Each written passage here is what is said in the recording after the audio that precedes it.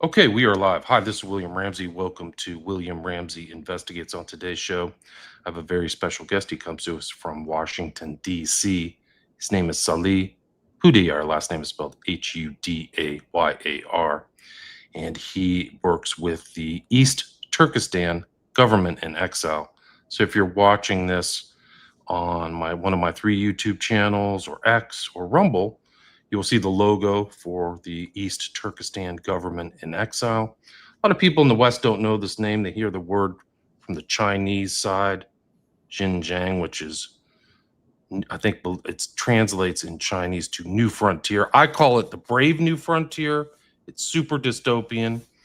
He's not my first guest to discuss East Turkestan. I had a guy on 6 years ago from Australia. His name was Arslan Hediat, and things have really kind of accelerated in this environment. And his name came across my desk, and it just turned on a light bulb. I'm like, oh, I should follow up on this because there's so many themes that are happening. I think in East Turkestan, in the world at large, even in the United States, this kind of cultural engineering. I think East Turkestan's super Orwellian. I try to add it to the title, but all my titles are like 100 letters, so I can't put in all the words I want to put in. But there's a lot to talk about, and I'm really glad that he's here. So, Salih Hudayar, welcome to the show. Thank you for having me.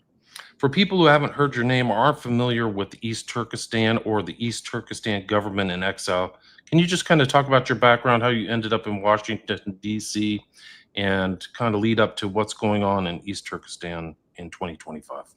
Yes. My name is Salih Hudayar. I am an Uyghur. I was born in East Turkestan, in Atush, East Turkestan, which is about 45 kilometers northwest of Kashgar. A lot of people are more familiar with Kashgar because it is historical capital of East Turkestan, as well as the cultural capital of East Turkestan today. Uh, I was born in East Turkestan, and my father was forced to flee East Turkestan in 1995, following the Chinese government's, uh, campaigns to suppress our nascent or resurging independence movement following the fall of the Soviet Union. So East Turkestan, the reason it's called East Turkestan was historically all of Central Asia used to be one entity known as Turkestan.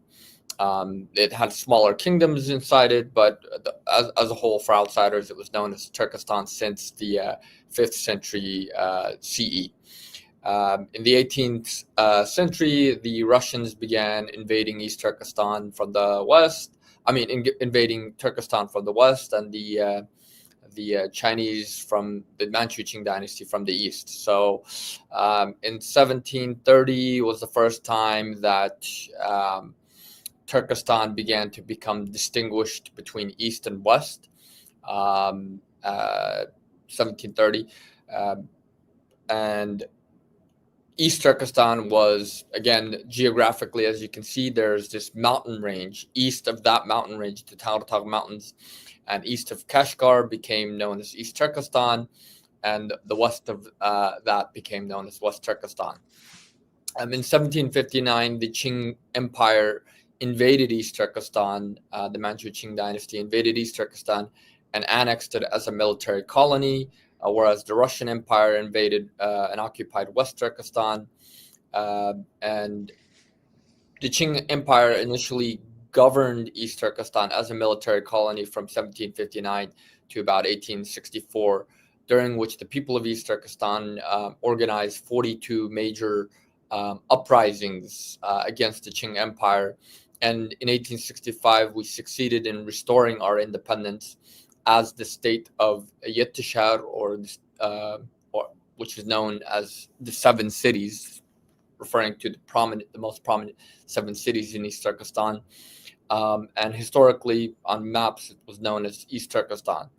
In 1876, the Manchu Qing Empire reinvaded East Turkestan, and in 1884, they annexed it as Xinjiang, meaning the new territory or the new frontier, or if you look at the original English-Chinese dictionary from 1893, the colony.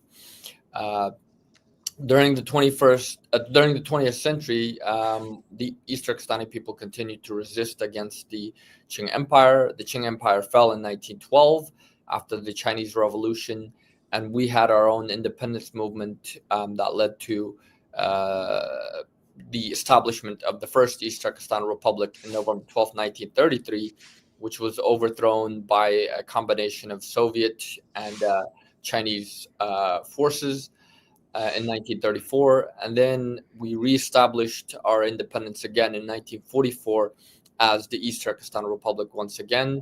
And this time, the Soviets initially supported it because of their own geopolitical calculations at the time. However, in 1949, the Soviets supported Mao in invading and occupying East Turkestan. Prior to the Chinese invasion, Mao called the leaders, the top senior leaders of the East Turkestan Republic, to a meeting in Almaty, and there they were assassinated. And then the Soviet Union staged a plane crash, stating that they died in a plane crash. And so that's the official Soviet narrative, is that they were killed in a plane crash. But if you read the book Special Tasks, which is the English translation, it was by Pavel Sudoplatov, who was the head of the Soviet MGBM, which is like the military intelligence. And he wrote this book. He published this after the fall of the Soviet Union. And in it, he states that the leaders of the East Turkestan Republic were executed in the former stables of the Tsar Empire, Tsar stables in Almaty, after they refused to give up East Turkestan's independence and voluntarily merge with Mao's People's Republic of China.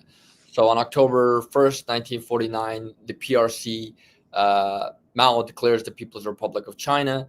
And then 11 days later, on October 12th, 1949, with the support of the Soviet Union, Mao's Communist Red Army invades East Turkestan. And 2 months later, almost 2 months later, on December 22nd, 1949, the East Turkestan Republic is formally overthrown, and China exerts control over East Turkestan. In 1955, China renamed East Turkestan as the Xinjiang Uyghur Autonomous Region in an effort to quell or to push back against Uyghurs' demand to for their independence again. And at that time, we have to underscore one thing. In 1949, there were 9 million Turkic peoples in East Turkestan, according to Mao. According to the East Turkestan Republic's government, in 1946, our population was about 7 million, 1946. By 1949, it was about 9 million, according to Mao. And there were less than 300,000 Chinese in the whole of East Turkestan. And that is the Chinese soldiers and their civil servants that they sent to conquer East Turkestan. By 1955, the Chinese had grown to over 6% of the population, growing from less than 2%, whereas Uyghurs and other Turkic peoples, Uyghurs made up over 90%, and the other Turkic peoples made up roughly about the other 7%. And so over the years, China began to essentially colonize East Turkestan, turning it into a colony. In 1954, Mao set up the Xinjiang Production and Construction Corps, which is a paramilitary corporation entity that answers directly to Beijing.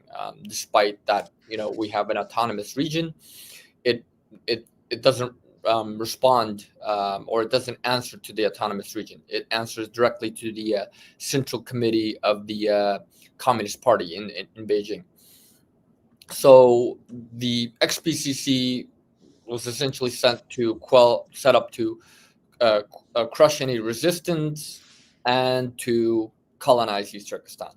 So by the course of history, by 1990s, by the time of the fall of the Soviet Union, the Chinese population grew from less than 2% at the time of invasion to over 30%, whereas the Uyghur population went from over 90% of the population to less than 60% by 1990, by the fall of the Soviet Union.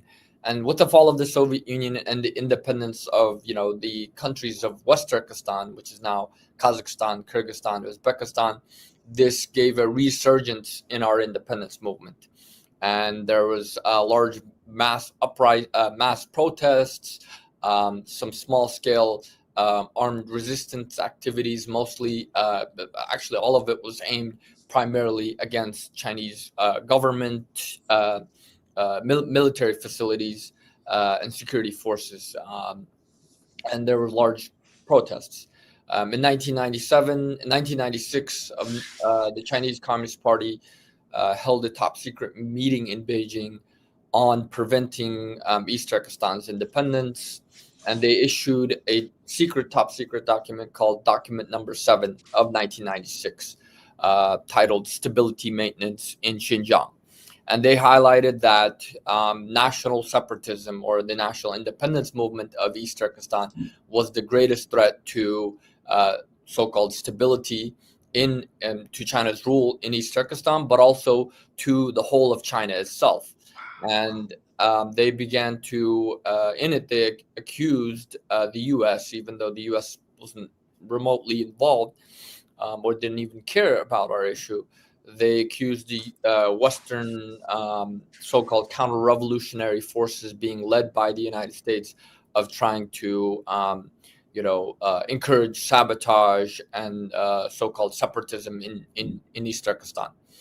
And so China issued Document Number 7, which includes a 10-point directive, which calls for moving more Chinese colonists to colonize East Turkestan, moving more Chinese troops into the region, crushing our cultural and religious practices, crushing our language, eroding it from being taught in schools, to even infiltrating and winning over, infiltrating, co-opting diaspora organizations, communities, and leaders to use all means to prevent the internationalization of the East Turkestan problem. So in 2000, by then, China co-opted the governments of the Central Asian republics, including Turkey, to subvert our organizations in the West, in diaspora, in Central Asia and in Turkey, to where advocacy for East Turkestan became outlawed by 1998, 1999. And then after 9/11 happened, China began to use the global war on terror to claim that it's fighting against terrorism in East Turkestan and trying to connect our independence movement to global jihadism and global, terrorism. So China fabricated 2 months after 9/11 the so-called East Turkestan Islamic movement.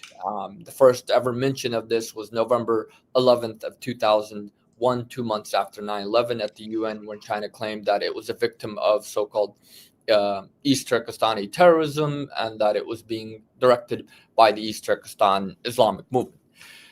And of course, China tried to get the US and many countries to recognize this non-existent entity as a terrorist organization, along with all Uyghur organizations. The US refused, and many countries refused, but the US and the UN ultimately acquiesced to the so-called ETIM narrative in exchange for US entrance into Iraq, so that China wouldn't veto it at the UN Security Council. Sorry to interrupt, Salih. So what you're saying is the Chinese invented their own organization claiming it was Turkish. So the ETIM was not something organically from the East Turkestan political background. Is that what you're saying? So It's almost like Lenin, where he said the best way to control the opposition is to create it. So that's what happened to you. Wow. So it's the same playbook. So this is exactly what Document Number 7 calls for, is to use propaganda, use all means to prevent the internationalization of the East Turkestan problem. because in the 90s, late 90s especially, we were getting attention to our issue. We were getting, some form of attention to our issue at the UN level, as well as from the international media, and even governments were, starting to talk about our issue. So China preempted this by creating the so-called ETIM. And so while China's crushing our nationalist organizations and arresting people during the Strike Hard campaign, China releases from prison a handful of so-called Islamists, or they claim to be Islamists. Our people believe they were Chinese intelligence operatives, and sends them off to Pakistan. Pakistan is China's all-weather ally, its best partner. And there, these handful of individuals are greeted by and hosted by the Pakistan Islamic Party. And there they create the so-called East Turkestan Islamic Party, which in September of 1997, and claims that, their goal is to unite the East Turkestan Mujahideen with the international, Mujahideen, and to build a global Islamic caliphate. The exact propaganda that China needs to, demonize our movement. To justify their Yeah. incursions or whatever, Yeah. their oppression. So this went on, and then after 9/11, China began using the framework of we're fighting against terrorism to essentially outlaw and ban our any mention of East Turkestan, to where if you even say the words East Turkestan, you're a terrorist. Wow, that's incredible. This It's is almost nobody uses it here in the States. Like they just say Yeah. Xinjiang. They yeah, don't exactly. even know. They don't understand also, like, it's part of the Turkic diaspora. You used that term earlier. So Yeah. this is the east part of this amazing cultural, ethnic legacy of a lot of different tribes of Turkic origin from the borders of China to current day Turkey. Is that right? Yeah, Is that fair? and Okay. at the same time, while they're doing this, they also assassinated many of our independence leaders, our actual nationalist independence leaders in Central Asia, in Turkey, and other places. And they co-opted many of the organizations, to where our organizations went from advocating for independence and using East Turkestan to were just only about, Uyghur human rights and cultural autonomy under Chinese rule. We want better rights under China. So this is the narrative that China shaped. But to keep our independence movement alive, some of our leaders, our main leader before he was assassinated in August of 2004, he was based out of Kazakhstan. What was his name? Uzbek Mukhlisi. Uzbek Mukhlisi. He was a former colonel in the East Turkestan National Army of the Second East Turkestan Republic, and he had fled to the Soviet Union in 1960. And there he led the East Turkestan National Committee and the East Turkestan United Revolutionary Front of East Turkestan, which was like our de facto government in exile at the time. And he had convinced, because the Central Asian governments had outlawed East Turkestan advocacy in Central Asia as well. So he had persuaded, he had met with the U.S. State Department, met with many American members of Parliament, Congress, and he was able to persuade the U.S. to allow us, at least, to allow us to set up our government in exile in Washington. And so our government in exile was formed in Washington in September 14th of 2004. And it's been based here ever since. And the whole purpose of our government in exile is to keep the East Turkestan independence cause alive, to keep our cause of national sovereignty and independence, and to advocate for the restoration of East Turkestan's independence, and to push back against China's revisionist colonial narrative and genocidal policies in our country. However, by 2014, China, Xi Jinping came to power and launched the Belt and Road Initiative in 2013. And the Belt and Road Initiative is a multi-trillion-dollar, on the surface, it's a global infrastructure project created by China to revive the ancient Silk Road and to foster trade and development, etc.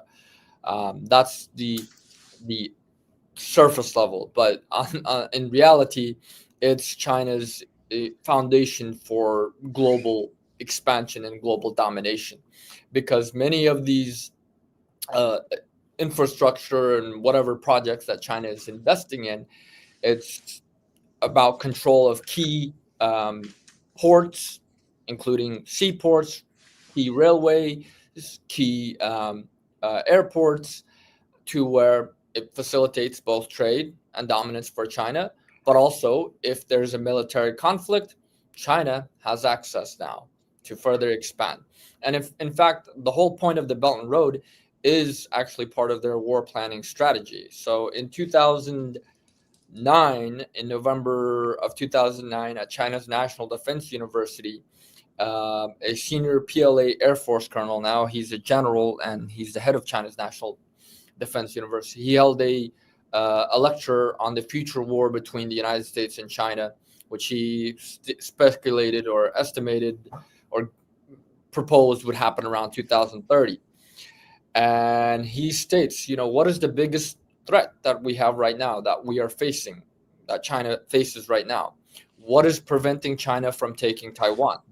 And in that 2.5 hour lecture, he asks, all these his students and people that are visiting, hearing this lecture, which includes Chinese ministers and security officials and senior military officers, and they all throw out different things. And he said, no, it's the East Turkestan problem, because if you look at the map, East Turkestan is what connects China to Central Asia and ultimately to the Middle East, and ultimately any Western connection has to run through East Turkestan. And he said if China gets into a war with the United States over Taiwan, immediately what the U.S. will do is they'll put up a blockade in the Strait of Malacca, which is about 80% of China's sea-based trade, including its oil and natural gas imports, go through the Strait of Malacca. So he said if they were to put up a blockade, we will not be able to sustain that war. So what do we have to do? We have to turn west. We have to turn through land-based. And this is what the Belt and Road Initiative is about. It's to deter that. It's about China's attempts to, circumnavigate or circumvent a potential, blockade in the Strait of Malacca. But at the same time, he said, but the reason the East Turkestan problem is the biggest threat is because if we get into an armed conflict, either way, the United States could easily arm 300,000 to 500,000 Uyghurs overnight, and they would cut off our west to east pipelines, including their energy grids. So everything that goes in, all the oil pipelines, natural gas, even everything that goes from the Belt and Road Initiative, it runs through East Turkestan. Without it, there is no Belt and Road. So he said we have to deal with this. This is the greatest threat that we have. And he said on the surface, we're going to have to play it off as counterterrorism that we're fighting against. He said on the surface, we're going to push it off as counterterrorism. But of course, we know that it's not that.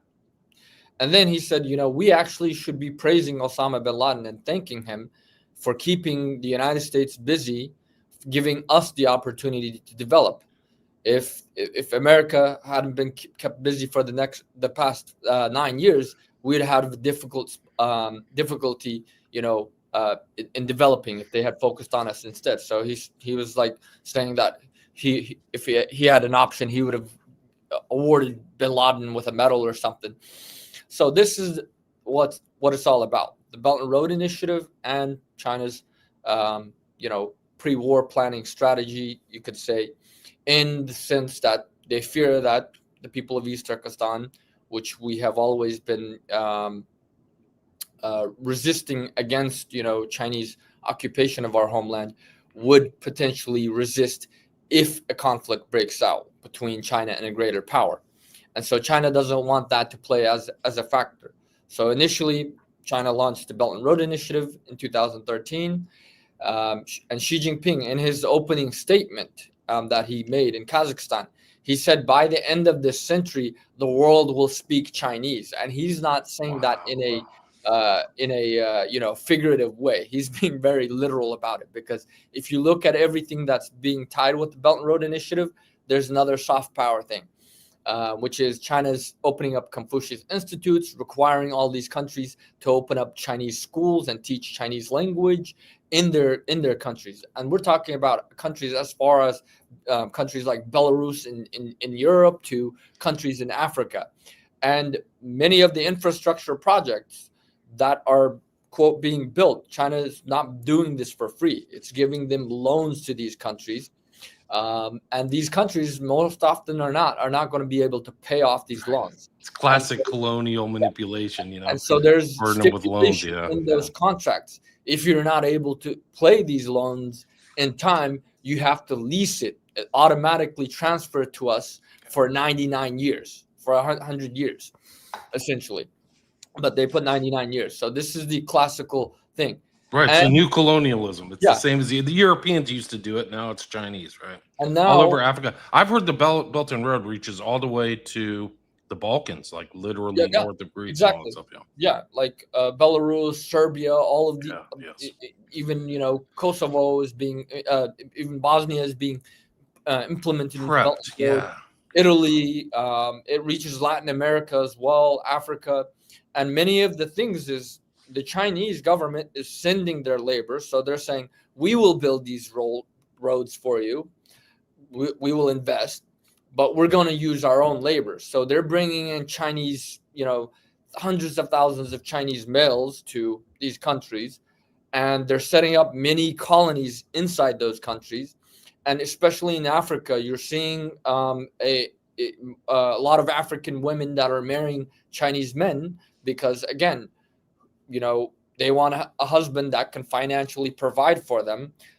The Chinese are not employing the local Africans to build these roads, these hospitals, these railways. They're bringing in Chinese males. So this is another notorious fashion of colonialism that China is doing. Which is happening in East Turkestan as well, right? Well, in East Turkestan, it's been happening for the past 76 years. I mean, we've been facing the brunt of that, and as I just told you, the demographic shift. The Chinese went from less than 2% in 1949 to over 40% today. We went from over 95% of the population to, according to what the Chinese government claims, Uyghurs make up about 40% of the 45% of the population today. Is it the same population that you said? So is it still 7 million, or is it because that so many Han have moved, or how many Chinese have moved in? The Chinese went from less than 300,000 to over 10 million today. Oh, wow. Okay. So it's just a massive move, and that's why it's gone down. So there may be the same amount. Is this an accurate map of Eastern Turkestan? This is the map of East Turkestan.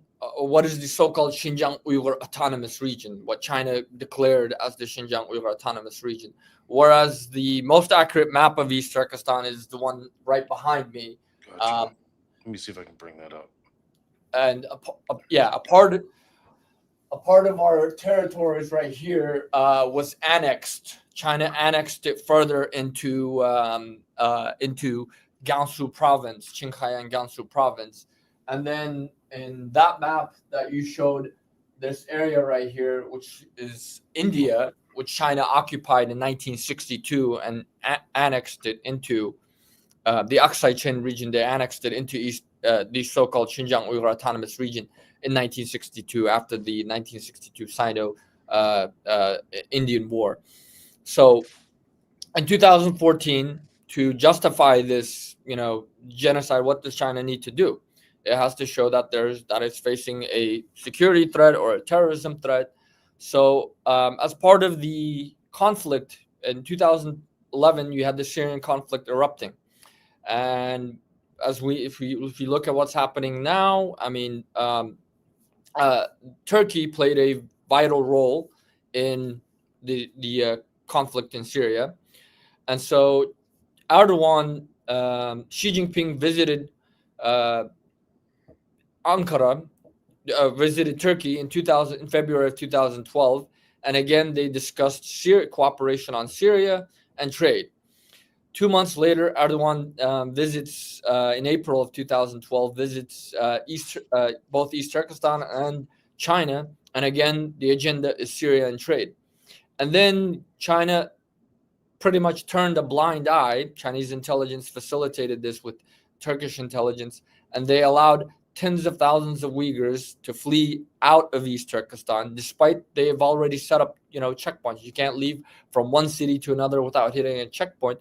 But about 30,000 Uyghurs were allowed to leave by Chinese intelligence Chinese and Turkish intelligence networks, where they fled through East Turkestan into Southeast Asia, into Thailand, Vietnam, Malaysia, and then they were, quote, rescued by Turkish NGOs and brought over to Turkey and then bussed into Syria. This happened between 2012 and 2014. And then many of these Uyghurs were thrown into, militant groups in Syria being supported by Turkey. And some ended up fighting against Kurds. Others were forced to fight against the Assad regime. And then they began creating propaganda videos. Initially, the Chinese government claimed that it's fighting against terrorism. And Xi Jinping visited East Turkestan in late April of 2014, and declared that it was the front line against China's fight against terrorism. He visited Kashgar, and this is where he made the notorious speech to absolutely show no mercy and to arrest those who need to be arrested, to quote, re-educate those who need to be re-educated, and to stamp out so-called separatism. So he said he made that speech in East Turkestan. Is that correct? Yeah. Okay. He made that speech in East Turkestan while visiting a military base. And that was what, 2015? 2014. In April 28th of 2014. Then 2 days later, he leaves. And as soon as 2 hours after his plane takes off, a bombing happens at a train station in Urumqi, an indiscriminate bombing. And again, China immediately claims that it's the so-called ETIM, or the Turkestan Islamic Party. And the Uyghur militants that are under, Turkey's control in Syria, and Afghanistan, they create a video stating that, oh yes, we claim responsibility for this.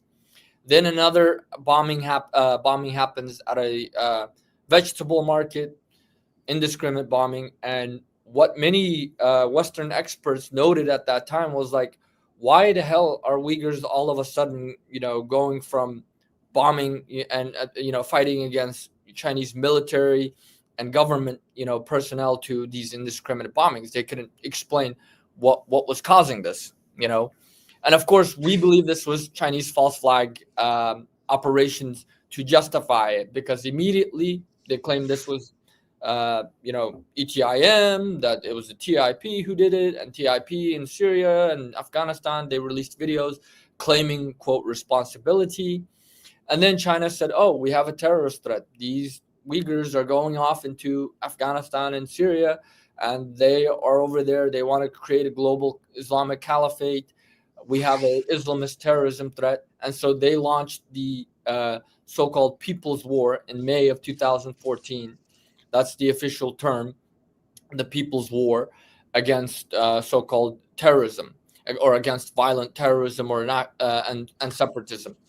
And so this is the official euphemism that China has been using for its ongoing genocide, and it's ongoing. So they initially started arresting young men between the ages of 15 and 45.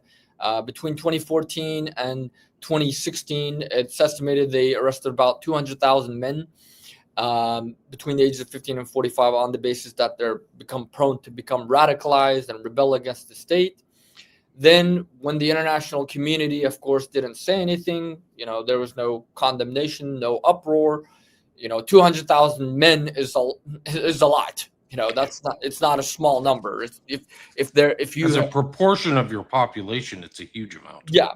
Well, even to say that, oh, you have a terrorist threat and you arrested 200,000, quote, terrorists. That's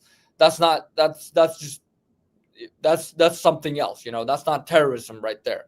that means you have a different problem. But of course, this is the game that China plays, and the international community buys into it. Nobody condemns China because again, it's only men, and China is claiming, oh, we're fighting a terrorism, and then There's so much political power involved too, yeah, and financial power. yeah, So if and you criticize it, like, oh, you could lose business, or we can punish you, or whatever. So yeah, exactly. And by 2016, they roll it out to everyone. In fact, they state that the Chinese government states that everyone that they start sending Chinese officials to our homes. So every Uyghur family would have a Chinese quote as part of a pair up program. They sent 2.2 million Chinese officials, and they paired up a Chinese official with every household, and that Chinese relative of yours would come to your home. He would monitor you for an entire week, and he would grade you from 0 to a scale of 100. If you got anything lower than a 90, you were deemed a security threat. And this includes if you're a young man, if you have facial hair, if you have a beard like mine, automatically you lose 10 points automatically. That's one of the red flags. You lose 10 points. If you have ever practiced any form of religion, it doesn't matter if it's Islam, Christianity, Buddhism, whatever, you lose another 10 points. If you have ever traveled overseas, you use 10 points. If you've ever contacted anyone overseas, so if you have relatives like mine, and you have relatives that live across in other parts of the country, you lose 10 points. If you have ever owned a tent, owning a tent, you lose right? 10 points. If you have knives that have been, every family is allowed one knife. If you have more than that, you lose 10 points. If you have anything that is political or religious in your home, you use 10 points. So a lot of people obviously are not going to, Right. It's enforced cultural engineering. So yeah. then nobody's going to want to lose points. That's what they want to get No, rid but of and I'm saying strip a from the lot of people population, right? are not going to get less than 90. Less. A lot of people are not going to get above 90 points. Like there's no way.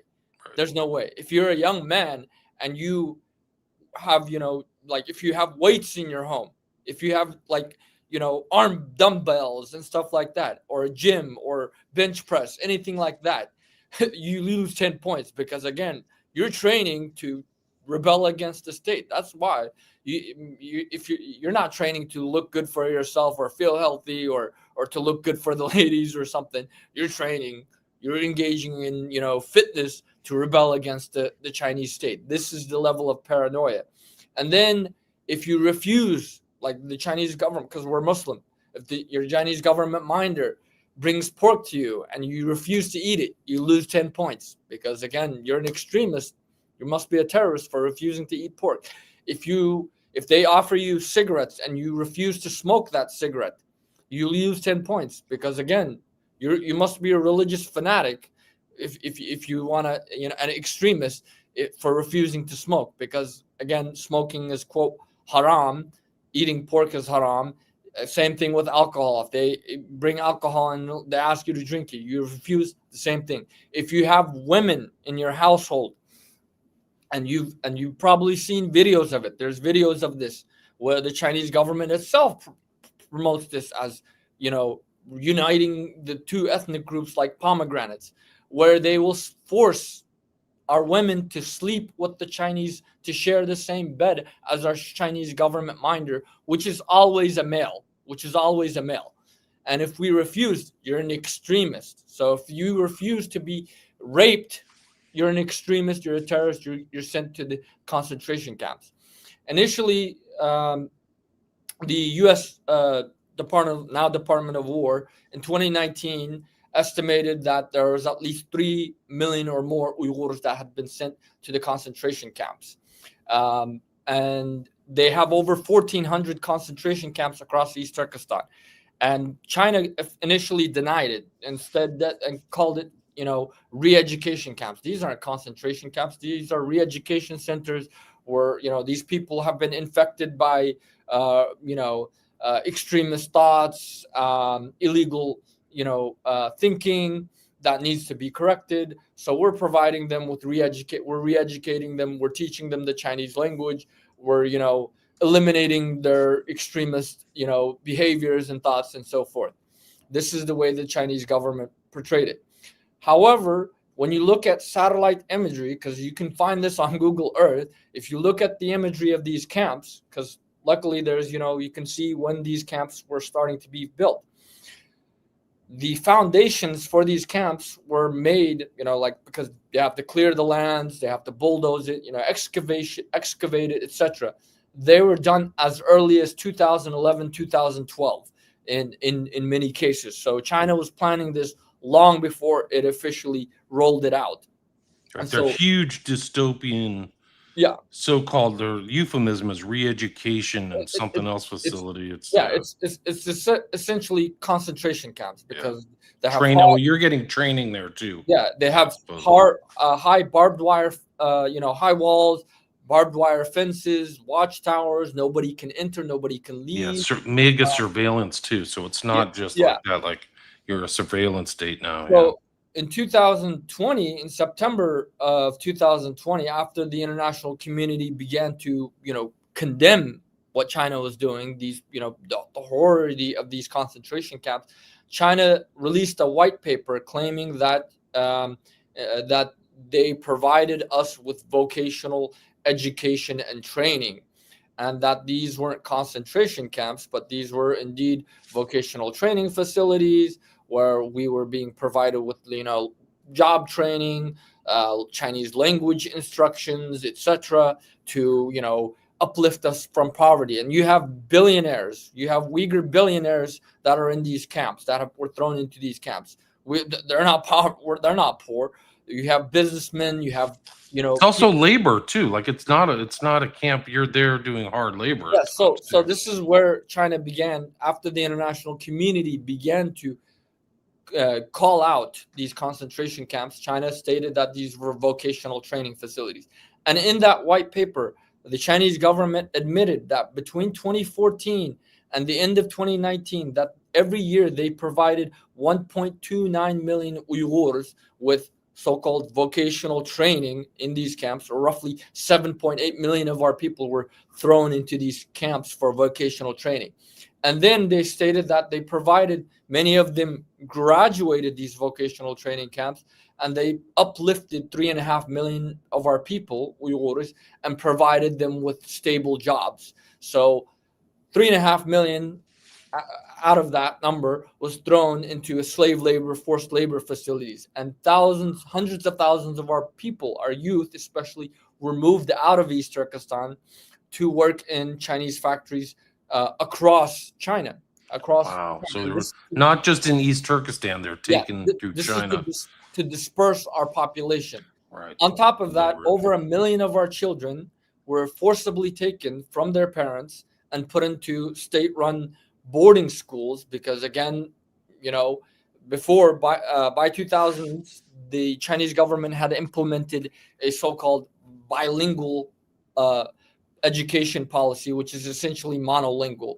And bilingual meaning after you finish high school, you can learn Uyghur. Until then, everything is in Chinese.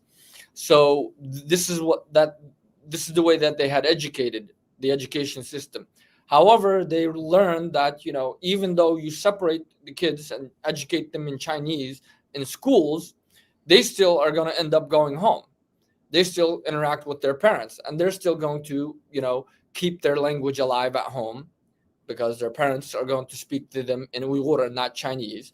They're still going to be able to keep part of their culture and, alive. So the Chinese government is like, oh, how do we deal with this? Oh, well, we need to separate these kids from their parents. So they forcibly separated 1 million children from their parents and put them up into so-called boarding schools, which are essentially internment camps for children. Because again, barbed wire fencing, security checkpoints, high watchtowers, just like the concentration camps. You can't go in or out. You can't even visit your children. And they're educated they're dressed up in traditional Chinese clothing that the Chinese themselves don't dress up in China. It's to humiliate them, to separate them from their identity and roots. Many of them are also, you can find videos on Chinese social media and Chinese state propaganda where Uyghur children are dressed up in miniature Chinese PLA, People's Liberation Army Oh, uniform, wow. Yeah. instructed by Chinese People's Liberation Army officers, and raised to, they're indoctrinated to become future soldiers of China, to fight against the imperialists, to fight against the terrorists, etc. And this is the way that China is transforming our, It's like a massive demographic, cultural re-engineering, warfare, terraforming, or whatever. Like, it's really incredible. Then there's in addition to that, then there's the forced sterilization of our women. So according to the Chinese government's own data, they've forcibly sterilized over 300,000 women, Uyghur women, between 2014 up until 2019. So, and it's still ongoing. And in some places of East Turkestan, they put up 0% growth rates for our population. The Chinese government's own state media reported that between 1989 and 2009, they forcibly aborted 3.7 million of our babies because they were, quote, illegal births. So this is, they killed 3.5 million of our babies through forced abortion, sterilized hundreds of thousands of our women, and it's still ongoing. Then, they're forcing Uyghur women, especially our young women. If you remember earlier, I said Chinese government minders come to our home, and if they say, oh, if they like your daughter, because again, these are always males, if they like your daughter and they're like, oh, I want your daughter. If you refuse to give your daughter, let them to rape your daughter, essentially, they will send you to a concentration camp as well as your daughter. Wow. Yeah, so, it's total dystopia. So a lot of people, sorry to interrupt, but a lot of people, a lot of people don't know, but there's a huge femicide problem in both India and China where they have aborted all the females. So there's an overabundance of males, and that's what's going to happen in the Western world, and all over the world, really. So you're going to have all these Chinese and Indian men who don't have wives. They don't have a partner. So this is really, it's really bad. This is where they coerce our women to marry Chinese men. And there's ads in China. They run ads across China's actual China where they promote this. They have ads saying that if you move to East Turkestan, because they're trying to encourage more Chinese settlers, especially if you're a male and you move there, they will provide you with an ethnic wife, a local so-called ethnic minority, meaning Uyghur, Kazakh, non-Chinese populations. You get free housing. You get 80,000 yuan, which is roughly about $15,000 US dollars, cash prize. You get all of these different benefits, including free land, from the Chinese government if you go colonize East Turkestan. So this is something that they've been doing. Tens of thousands of our young women are being forced to marry Chinese men. Then there's the organ harvesting aspect, which the international community is not really paying a whole lot of attention to. So before 2014, before China officially launched its genocidal campaign, the organ transplant industry every year in China was about, quote, 5,000 to 6,000 organ transplants a year. By the end of 2014, that skyrocketed to over 50,000 organ transplants. Where's those organs coming from? The Uyghurs, because Chinese government, not only did they, before they took us into these camps, they took our DNA samples, our voice prints, and retina scans. In 2018, Chinese state media, Xinhua, which is their official state media, reported that they collected the DNA samples, voice prints, and retina scans of 36 million non-Chinese peoples, so-called ethnic minorities. That's the term they use. Ethnic minorities, meaning non-Chinese peoples. So Uyghurs, Kazakhs, etc.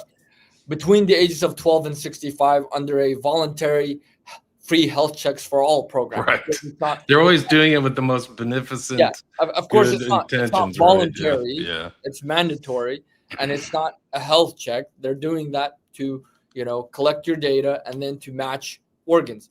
And many of these Uyghurs are being killed on demand because our organs are being sold to wealthy Muslims from the Middle East and other parts of the world.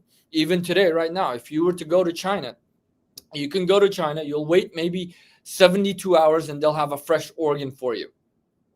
Like this.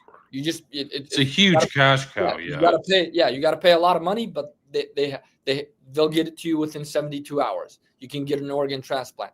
And where are these so-called halal organs coming from? It's coming from the Uyghurs. They built a lot of crematorias initially to hide the fact that we're dying. According to organ harvesting experts and researchers like Ethan Gutman, anywhere from 25,000 to 50,000 Uyghurs between the ages of 18 to 30 are being killed every single year specifically for their organs. So this is a part of the genocidal aspect that no one really is talking a whole lot about. I mean, there's been some attention, but not a whole lot of attention from the international media, not a whole lot of attention and condemnation from global governments, unfortunately. Yeah, it's disgusting. It's really sick, like what's going on there. And is this map accurate of all these little, forced internment camps and facilities and all that stuff? Does that look familiar to you? Yep. The Xinjiang Data Project? Wow. It's just like, it's not in our news here in the States at all. It's not covered, at least as far to my knowledge. I mean, the mass media here is super corrupt in the United States. I mean, initially, we had some coverage. We had some outcry from the international community.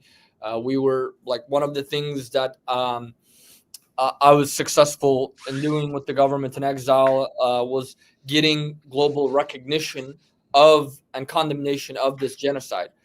We were able to get initially the Canadian Parliament to recognize it as a genocide and to condemn it, then followed by the U.S. Parliament, U.S. Congress, and an official genocide designation by the U.S. State Department in January 2021.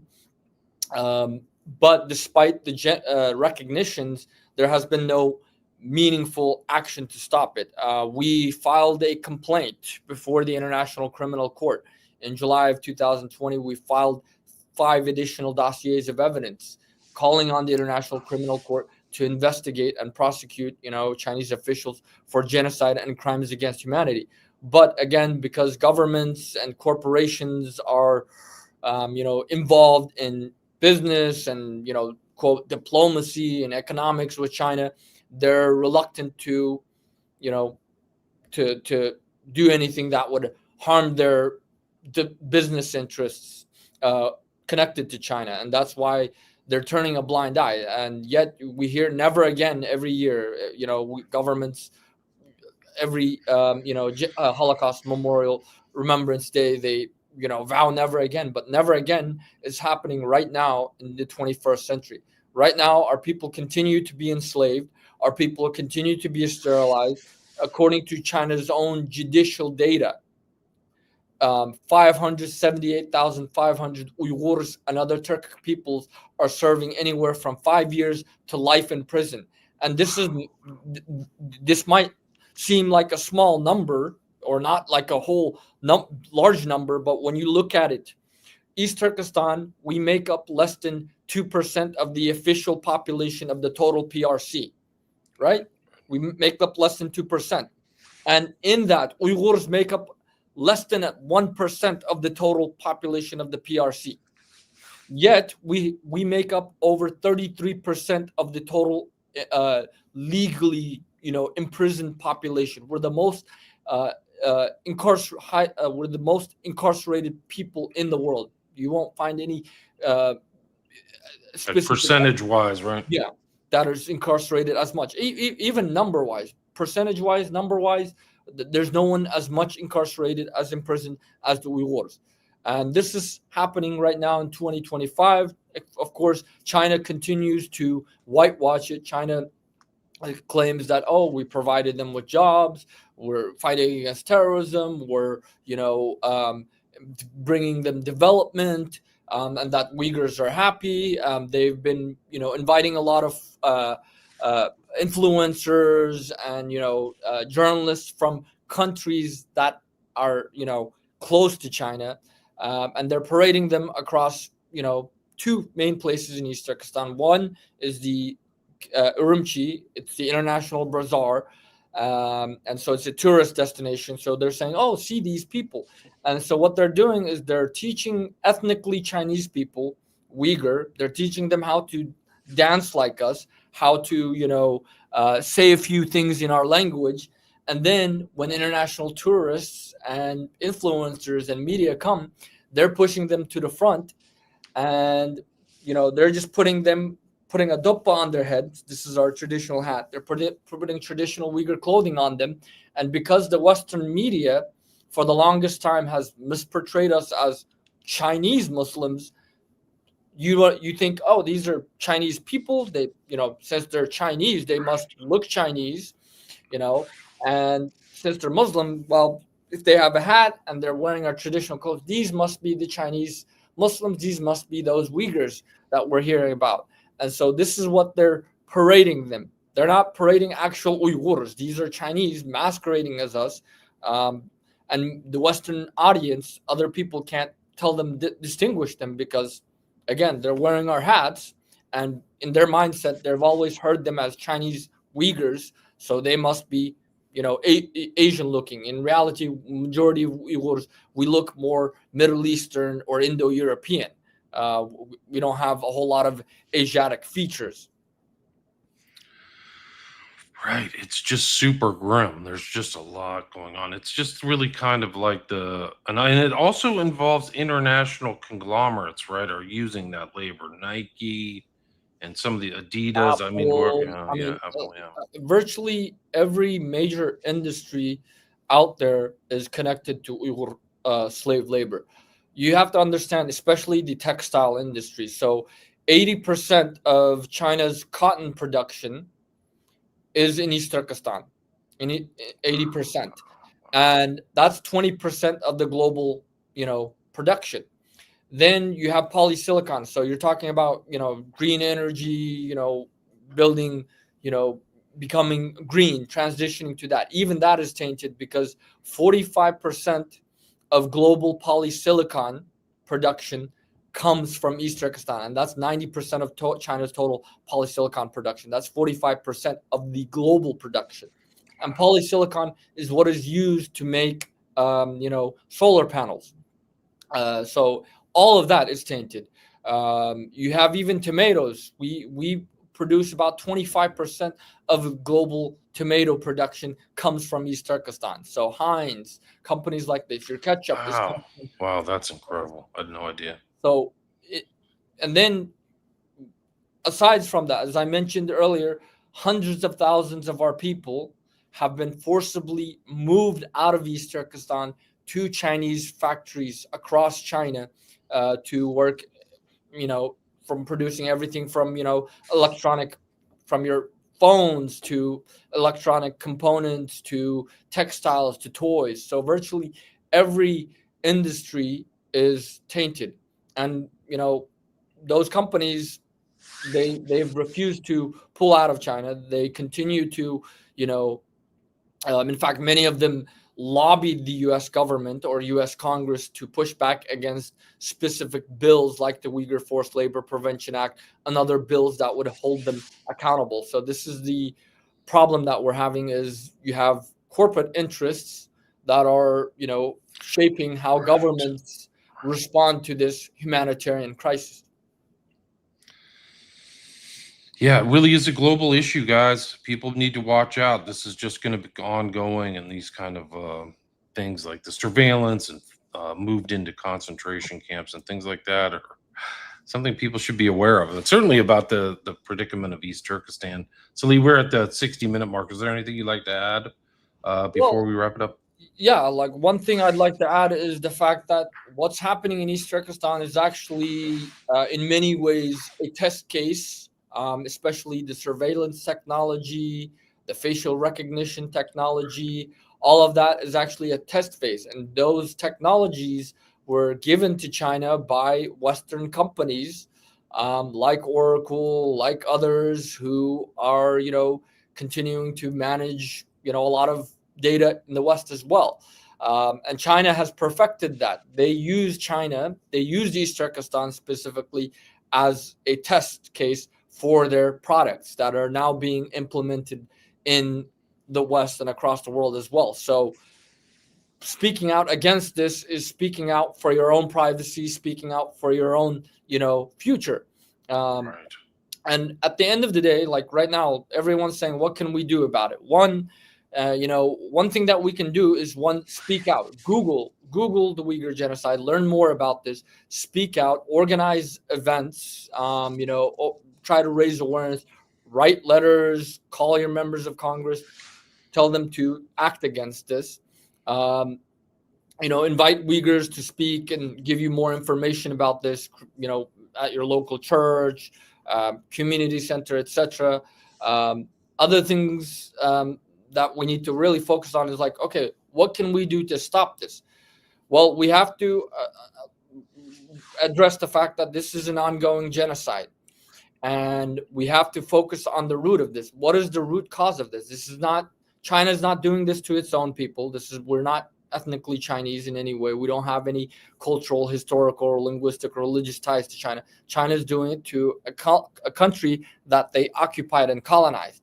So this is an issue that we need to understand. East Turkestan is not a part of China. China is occupying and colonizing another nation. And this is the root of the genocide that our people are suffering. And the only way to really end this genocide and bring justice and to ensure the survival of our people is through our independence, restoring our independence and national self-determination. So this is something that we need to call out for, is to condemn Chinese occupation and colonization along with the genocide, and to demand that the United Nations and other entities, governments that claim to be against colonialism, that claim to support the right to self-determination, support the Uyghur people's right to self-determination, and support their cause for decolonization and independence.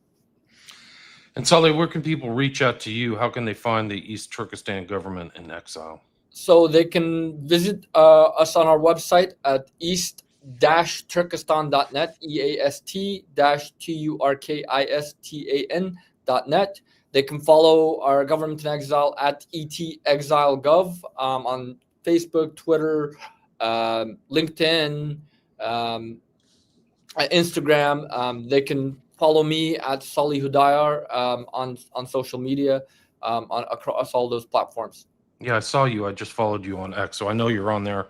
I'll put links to that. I'll put links to your website and the government in exile. And people need to see this dystopian kind of hellscape that's there now. These things get utilized, and then they figure out how to implement them elsewhere. So it's a warning to us all. And people, call your local congressperson. So thanks so much, Salih. Thank you for your time. Really appreciate it. Thank you again for giving us the opportunity. Awesome. Stay there.